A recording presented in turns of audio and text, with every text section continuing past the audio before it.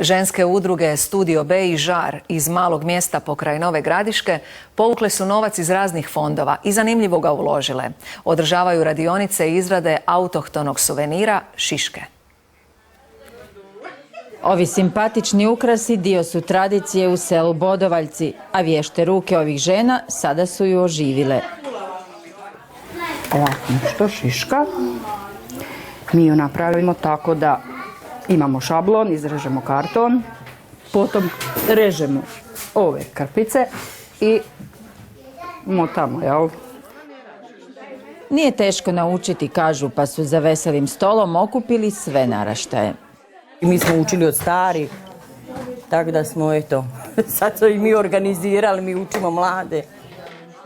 Do sada je kroz ženski razvojni centar prošlo 50-ak žena. Jednogodišnji projekt provodi lokalna udruga Studio B. A radionica šiška je samo jedna od aktivnosti. Uz nju još provodimo i fotografske radionice, kreativne radionice, informatičke radionice. I vraćaju samopouzdanje u ruralni prostor. To im je, kažu, i najvažnije.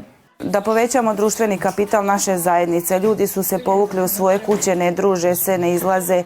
Pa još teže pronalaze priliku za posao ili stjecanje novih vještina. Ali ja sam imala tu rijetku sreću kad sam došla prvi ili treći put sam dobila zaposlenje preko ove udruge, ali su nam tražili za ove geronto domaćice.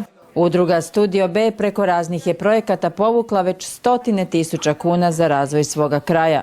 Ne misle stati, ali kažu, dobro bi im došla i veća potpora lokalne samouprave.